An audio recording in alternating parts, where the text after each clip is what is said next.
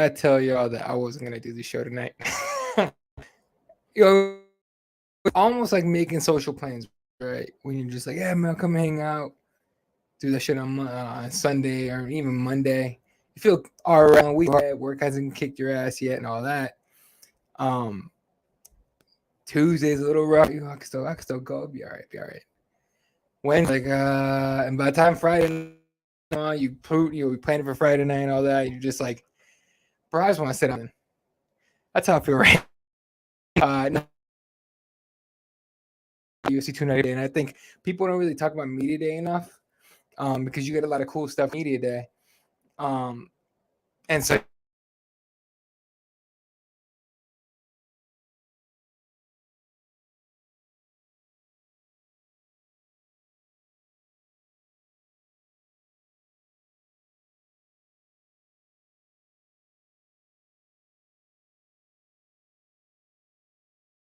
My microphone ate it. Hold up. What is with that? All right. I think we're good now. That was a weird one. Hold up. Fourth wall shit going on right now. There we go. All right. With jiu-jitsu tonight, I don't really go to gi very much. I like the no gi part because, I'm 5'10", 220. At the moment, usually I'm 203, but a couple injuries, and I'm old, so shit happens. But when I'm with jiu-jitsu and stuff like that, and when they can get grips on you, slows you down. I like the scramble game with the no gi. So it is what it is. Either way. Point is, I'm fucked up right now. I'm tired. So a little beat up, but still ready to do the show with y'all. UFC 295. This is the MMA Nightcap chat. It's all in the name, man. Interactive show. If you have something to say, throw it in the comment section. I'll put it up on the screen. We'll discuss it, talk about it, whatever. Any topics you guys want to throw up on here, let me know. We got a half hour to play with, maybe 45 minutes, depending on how this goes. So I have at it. If you guys have topics, any questions, any comments for off anything really, for the most part, shoot it in the comment section. We'll talk about it. All right. UFC 295 Media Day from New York, covered by Mr. Jake Noker from K-Side Press. Really good dude, hardworking dude. Very talented. You guys, if you don't follow Jake Noker, it's at Jake Noker MMA, Noecker MMA. Yeah, there you go. So follow him on Twitter, Instagram, all the stuff. The guy always puts out very quality stuff. And he trains himself as well. So there's that. So he went and held down UFC Media Day for us. Let me go ahead and pull up some of our articles off of that so we could talk about it. Start with Mr. Tom Aspinall. So Tom Aspinall was, I think, the first guy up at Media Day. Talked about having the underdog role. He is not the favorite in this fight. It's Sergey Pavlovich, and most people can see why. The biggest odd makers, for whatever reason, chose Sergey to be the lead, so it is what it is. But it's interesting to see, right? Tom enjoys the underdog role, this whole thing, right? Because as he put it, like, look, he took the fight on shoulder as Sergey, sort of. So here's the background behind that. Tom had not been training for anything or anybody. He was just training, right? I believe in Media Day he said that he'd been training with sparring partners, stuff like that. Other guys that had fights coming up, and he got the call for this one. Sergey, on the other hand, was the backup for this fight. So if you could say there's an advantage anywhere, Sergey has the advantage on that one. But with the caveat that Tom Aspinall said, like, look, man, I don't have time to think about the fight. I just go in and fight. So there's no pressure, like, as far as he's concerned. So he enjoys that. He likes the underdog role. He enjoys though that he said, quote, usually with the 10-week fight camp, it's just like a massive buildup. I didn't train. I didn't have my visa. I was just scrambling around like last minute. Before you know it, they just throw me to New York. I'm here. Don't even have time to think about the fight. I think it's working in my advantage so far.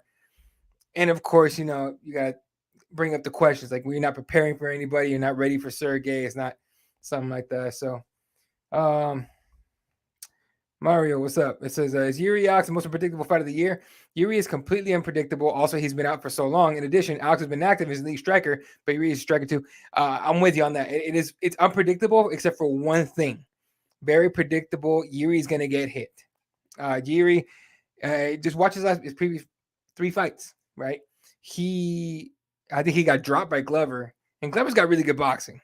Not taken away from him, and he's a big guy, plenty of power. But he dropped Yuri. He hurt him. I don't know if he dropped him, but he hurt him, right? So, I think if Glover could do that, Alex can do it even worse, right? So I'm worried about in terms of if you were picking Yuri or if on Yuri's side, I'm worried that maybe being hittable as he is, that Alex is going to take advantage of that, because of course Alex seen that already, right? He's seen the holes. Glover already fought Yuri, and it's going to be one of those things where he's got some little intel on that. So I give the advantage to Alex on that one. But the unpredictability of Prohaska is absolutely a weapon. Like, people don't think about that. For example, when guys have their hands down, right? Usually you want your high guard up. That's how you're taught. A lot of guys have their hands down. Bobby Green, for example, hands are low, right? And you don't see those shots coming. It's hard to see those shots coming because the hands are coming from the hips and not up top. Obviously, the downside of that is that they get hit. Bobby gets hit, Yuri gets hit, and all that. So it's something you got to think about when it comes to picking the winner. I've been leaning Alex the whole time for the reasons that you said. He's been out for a while, and he's hittable. I said he's hittable, but you mentioned he's been out for so long with a shoulder injury. We don't know how he is. So he got dropped due to fatigue. Generally, over years 4 MMA career, he doesn't get tired. He doesn't normally get tired. That was a weird one. Never gets one hit knocked out 100%. Alex, on the other hand, is a counter striker, but how do you counter the unknown? Well, that's to your point, right? The unpredictability. Yeah, you're right. I'm with you on that. That's a good point. I hadn't thought about that, about countering the predictable. I think that first round is going to be very telling of how Alex is going to approach his fight. So that's a really good point, man. I hadn't thought about that. Real quick on Aspinall, just to finish it off. He understands he's the underdog. He understands that that Sergey's a bad dude, but he believes in himself, man. He's one of those guys. He just has the mentality where he's just like, I'm gonna find a way to win. He said, I truly believe that I can win on Saturday night, and I'm gonna win. I'm an absolute winner, and I can find a way to win no matter what the circumstances. The odds are definitely stacked against me, and it'll be even better when I win the title on Saturday night. So don't be surprised if Mr. Tom Aspinall pulls it off on Saturday. But you were talking about Mario. You were talking about Mr. Let's see. Let's break some fourth wall stuff here. You guys seeing some behind the scenes shit here as far as like the site goes and all that. So, but there we go. What do you guys see? Oh, you guys see all that? Okay. Yeah. So, let's see. Stop that real quick. Sorry, I had to fix something. But anyway, so Alex Pereira, Poitin, Alex Poitin.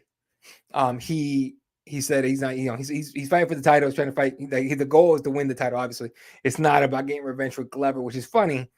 Because Glover was, Yuri did fuck up Glover pretty good, and you would think that that Poitin would be trying to get it back for his friend and his training partner, and his coach, but he just says focus on winning the title. It is what it is.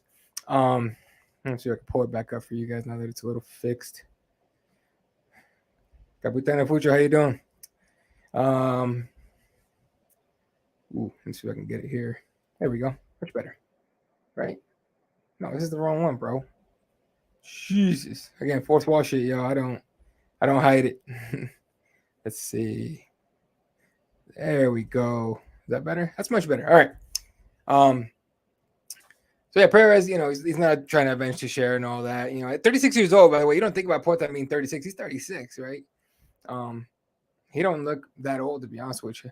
But Dylan Rush is working for part of the K-Shot crew, working with some behind the scenes stuff there with UFC, and he got to hang out with Pereira and Teixeira playing UFC 5. Go figure, man. You never know what you could do when you get into the game. Let's see what we got. I'm gonna focus on this fight for the title. It's really sad what happened with Glover to lose the fight, but I've got to stay grounded and focused on this.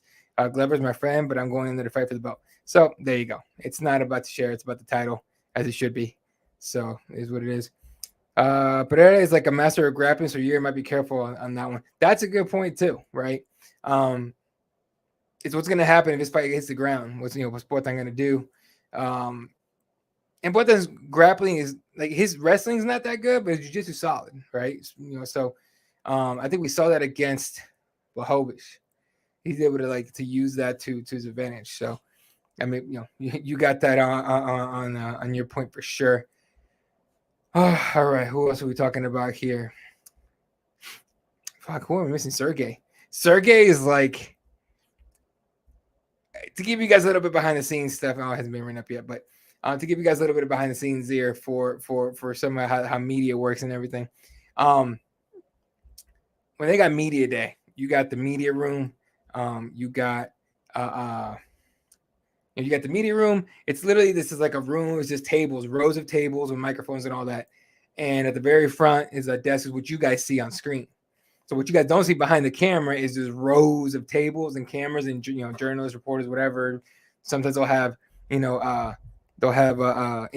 that you guys seen that the UFC's really gone balls deep on influencers, and so you don't see all that. But it's always funny, having been in there so many times, that you hear the same damn questions over and over. And then you'll have guys that ask every fighter the same damn question over and over.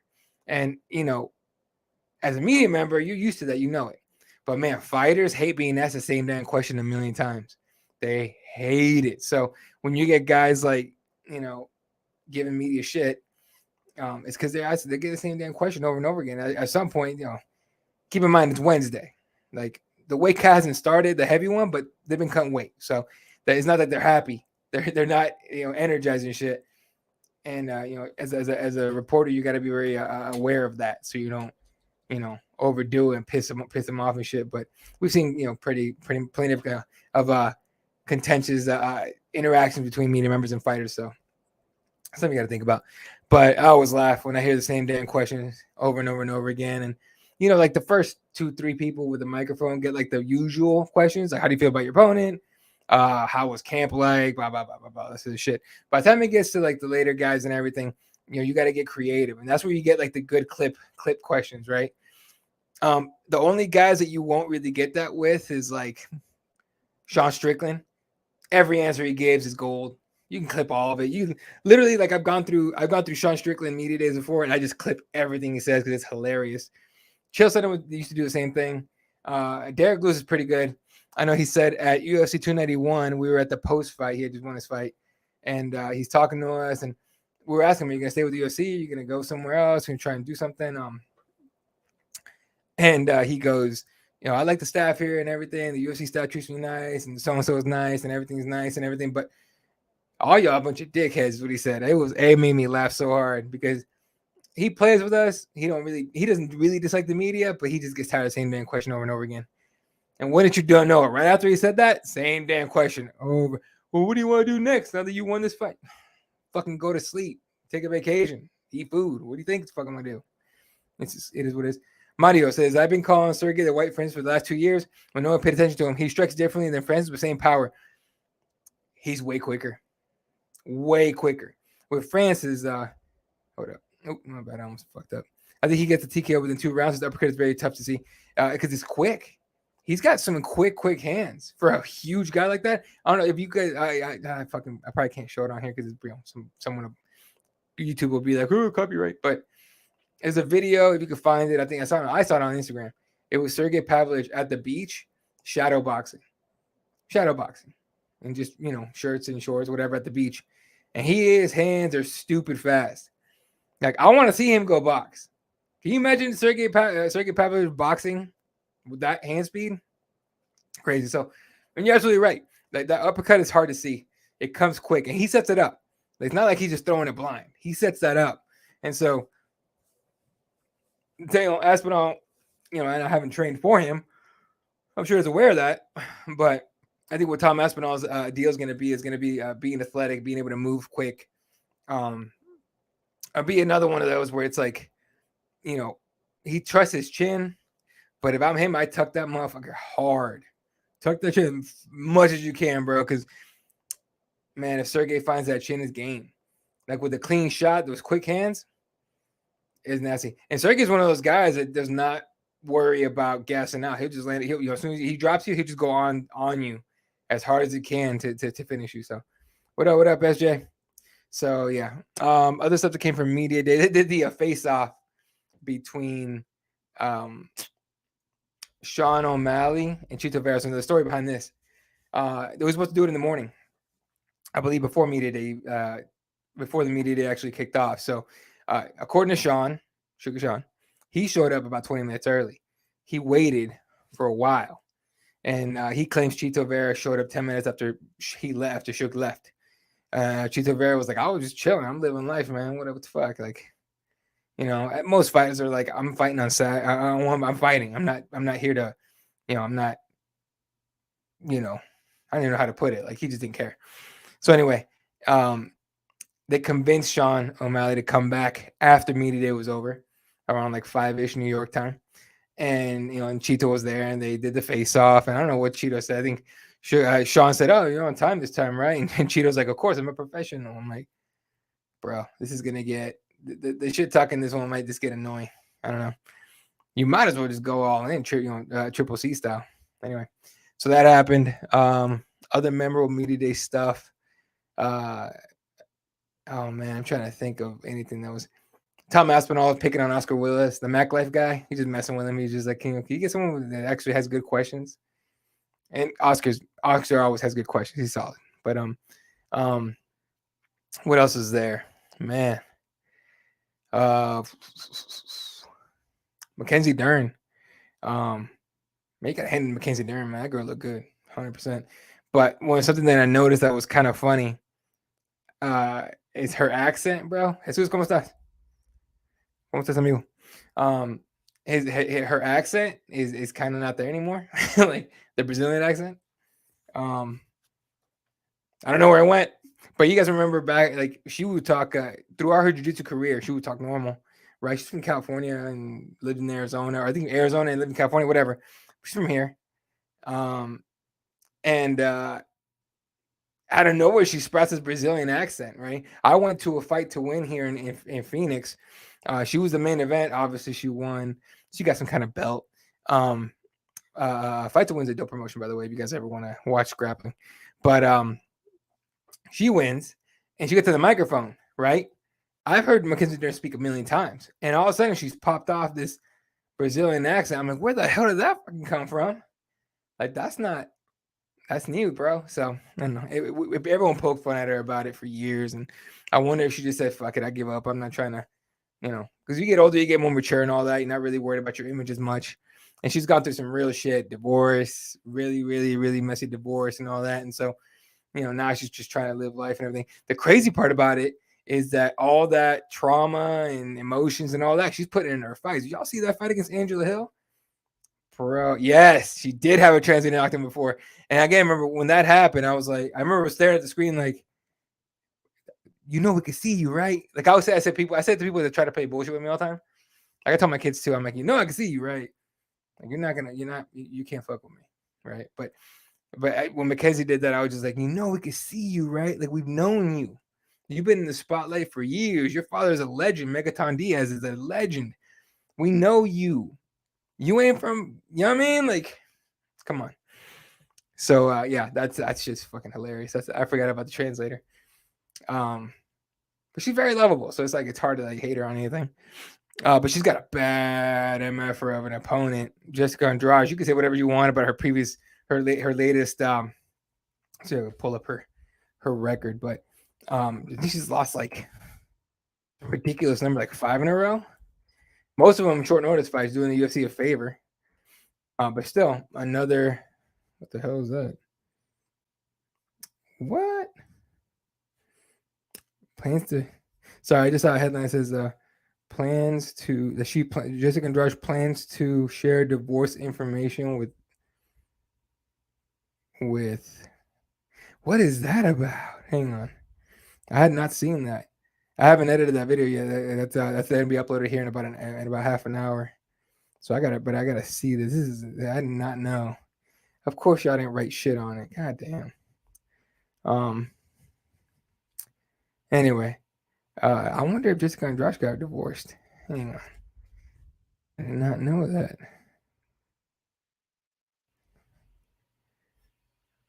Let's see. Oh, they both got divorced. Jessica and Josh and I are gonna take out our divorces on each other. Oh Jesus, that's crazy.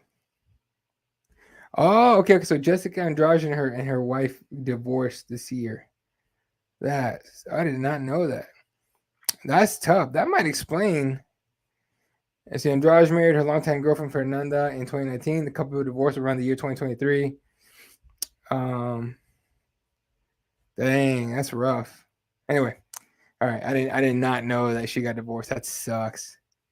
Anyway, back to her actual fighting career. She's got lost 3 in a row. Sorry, she's lost 3 in a row. No scrubs. But she got choked out by Aaron Blanchfield, knocked out by Jonan Yan, and choked out by Tatiana Suarez, who she ended up going to train with for this fight. So it's you got to give it to Batistaca, man.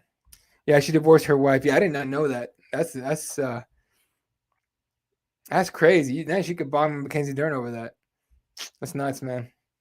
Life's a motherfucker, dude. You think you find the one. I've never been divorced. I'm happily married and I'm good with that. But like I know people that got divorced and stuff, and it's always some like painful shit, right? But for the most part, it's like it's for the best, right? It just sucks that it get messy. I don't know if Jessica's got messy, but I know Mackenzie Dern's is a messy ass divorce, and there was allegations left and right, some psycho ass shit being said. It's not nice, not nice at all. All right. Who else we on? Yuri Prohaska. There's a lot of fighters. I haven't been in the media room myself a million times. There's a lot of fighters that will say a lot of words, but not really say anything. And to me, Yuri was one of those today. And he did say that, he thought, Alex Pereira's striking, sharper than Jamal Hill, which by the way, we'll talk about Jamal Hill in a minute. But sharper than Jamal Hill's and all that kind of stuff. But he didn't really say much. He has a store back in his hometown in the Czech Republic. He opened up a store, something about a clothing line with a message. I don't know what the hell, but Yuri never really says very much. He just says a lot of words that don't really, but he's not really saying much. And that's not really a bad thing. That's a good skill to have. If you don't want to like give anybody anything. Let's see who else we have. All right, so that's 295. Tomorrow afternoon, UFC 295 press conference. It's going to be tight. It's going to be weird. I don't even know if they'll have a crowd because the Callum Walsh fight happens tomorrow as well at the theater at Madison Square Garden. And so it's like, what are they? I think they're going to do the presser at the fighter hotel. There's no room for a crowd there. So if you were hoping for something special from the 30th anniversary card, which this is the 30th anniversary card, as far as presser goes, no, you're not going to get it. At least not with a crowd there.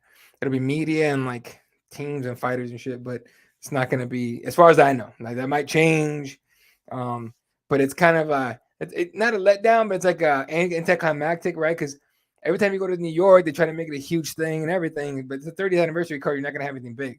I do expect something big, some kind of a UFC 30th anniversary panel, but again, that's probably not going to happen in front of people. So it'll probably happen in front of the media. And well, there you go. And then Prohaska too loose for Alex. We were just talking about that earlier. He's unpredictable, just like Mario was bringing up. I think he set it up here somewhere. He goes, is Yuri Alex the most predictable fight of the year? Yuri is completely unpredictable. Also, he's been out for so long. In addition, Alex has been active in his league striker, but Yuri's a striker too. Now, he's unpredictable, and it's going to be one of those things where Alex is going to have to take that first round to see if he can figure it out. Now, again, they've been studying tape.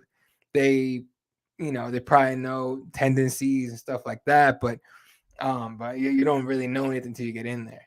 So it's going to be, to me, it's going to be Alex having to take that first round to get used to and then go. At the same time, Alex isn't. I mean, he's a counter striker, right? Just like Mike was saying earlier, but he's not. He's got a lot of power, man. All he's got to do is land a couple. So it'll be interesting to see. Dana White has said that Alex Pereira is finally at the right weight class, 205. And we might find out. I think we'll find out on Saturday if that's true. So we'll see. All right. I appreciate everyone hanging out today. I know it's late. When I do something, I do it late because a lot of people, get off of work late or whatever they're doing. And, if y'all want to have an interactive show, come hang out. I've done this for a long time, but I stopped for like 2-3 years. I used to do the MMA hangout over at Keyboard Warriors. And so now that Keyboard Warriors is part of KSI Press, I do it over here now, but I just started it. I think this is episode number 2. So, all right. I don't know if you guys saw Jamal Hill. Jamal Hill, man. He put out All right, so you guys know the. Let me see if I can find anything I posted and put on the screen. And let's see. Let's see. No, that's or this. No, this is a video that just came out today. Here it is. I don't know. I don't know what I can do as far as like showing the video because I don't want to mess around with any copyright stuff. I just I'm not gonna play it. But anyway, this video it's called a message to Jamal's message to Yuri. Ariel is not your friend. Fight announcement reaction. So Ariel had and you let me know what you guys think here as far as like what this whole drama shit has been going down. I'm interested to see if Yuri checks leg kicks or eats them like eats them Nate Diaz style. This could be a problem for Yuri for sure. I'm sure he's talked about checking them, but we'll see. Some guys just eat them. Like Nate just eats them, and then his boxing kind of goes out the window. But anyway, so Jamal Hill went on. He puts out videos and everything. He's put out like 3 or 4 on Ariel in the last like 3 or 4 months. Their beef has been going back and forth and everything, but apparently Ariel. You guys correct me if I'm wrong. I don't watch Ariel's show. I just kind of like hear about it, see clips sometimes. But he had Yuri on his show recently in New York, in studio, and he was saying like, oh, we all know who the real champ is, and basically, I didn't. Oh man, Jamal kind of took it as Ariel taking very passive aggressive shots at him, right? Saying, "Oh, we know who the real champ is." Saying Yuri's the real champ, and not Jamal Hill, and then saying like, "Well, Jamal's obsessed with me. He's made a ton of videos on me now." And you can say whatever you want about Hiowani. That's how what he is now, I guess. But it is kind of weird that Jamal Hill keeps talking about him. But I understand that if you feel some type of way and you have a platform, you can say whatever you want. Go for it. Like I support Jamal's move to talk about it, right? A lot of fighters have a problem with Ariel. It's not a secret. Not a secret at all. A lot of fighters do not like this dude, but one manager in particular don't like this dude, and obviously Dana. But it's kind of whack to see that if he actually is taking these like passive aggressive ass shots at him. We saw the whole interaction with Chael and all that. But anyway, Jamal felt that Ariel was taking advantage of Yuri's very low level English to confuse him, get him to say some crazy shit, whatever, which we've seen Ariel do. He'll bait somebody into saying something wild, and then it'll make headlines, and he'll get 1 million views, and he's good at that. But it's I don't know, it's just funny to see fighters come out and actually put like videos on the internet talking about it. It's kind of wild. So I don't know. I know what you guys think. Is tired of the Jamal Hill against Ariel beef? Do you care? I don't. I really don't. But I thought it was hilarious that Jamal Hill's like, no, you ain't just gonna say that shit about me on your show and not have me respond. At this moment, video went up 10 hours ago. It's about 28,500 views for Jamal Hill.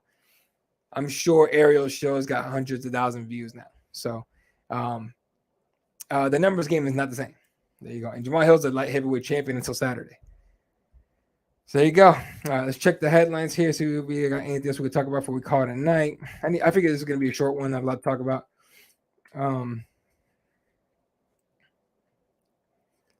No way. Mackenzie Dern addresses pre-fight chaos. Says that this whole fight is still paying her ex. Damn.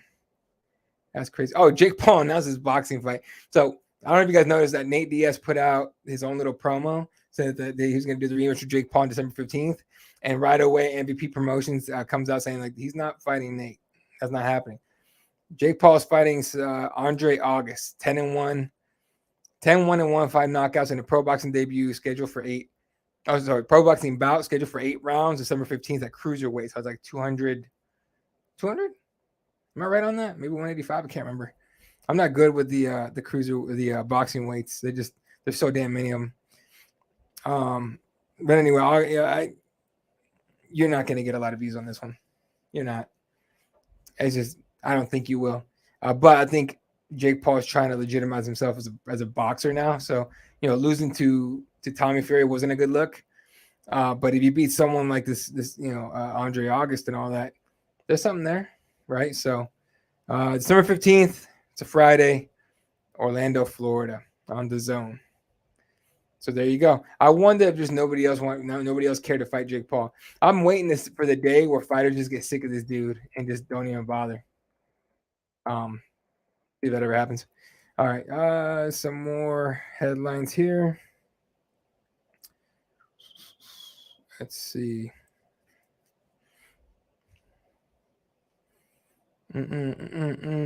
Ooh, Julia Budd is out. And again, I know a lot of people aren't really super aware of the PFL finals card and all that, but Julia Budd's out of her fight against Kayla Harrison at the PFL finals in November 24th. Yeah. And so now Harrison's going to take on Aspen Ladd. The most angry. First of all, the fight itself wasn't super interesting to begin with, but it was interesting to see because we want to see what Julia Budd could do against her. Now you get Aspen Ladd, who was just like, okay. I think Aspen Ladd could actually, can bring a different kind of toughness to her, to Kayla, but it's Kayla Harrison, man. She's nipping at the bud to get back in the winning column and try to get that Larissa Pacheco defeat out of taste out of her mouth. So I think Aspen's gonna bring the fight, but we'll see. But the weird part about the whole thing is that the PFL said, quote, that Bud, quote, refused to fulfill her contractual obligation. Whatever the hell that means. What? Did she not want to do media? Did she not want to deal with the weight stuff? Did she, is there some kind of, maybe they weren't paying her enough? She just realized it? Like, what is the deal here? So, so she got pulled. That's what it looks like. And now she gets Aspen Ladd coming off a submission over Carolina Sobek. So, yeah. Anyway, so it's like PFL inherited some Bellator luck. I got a couple more minutes here. If you guys have anything, we want to talk about anything, throw it in the comment section. We'll talk on it. And let's see. There's really not much else. That's a weird one they just put up. I checked different outlets and stuff, and some of these outlets are like a day late on this Volkanovski Topuria fight. So, but yeah, Volkanovski Topuria happened at 298. Everyone thought it was gonna be at 297. Ariel came out and said something about it, and immediately the UFC's like, yoink, nope. So, yeah. Anyway, there's no set place for the 298 card, but I have heard some rumors. We'll see. But the one I'm interested in is 299. What do you do? What do you? Oh, sorry, 298s. What the hell? Hold up.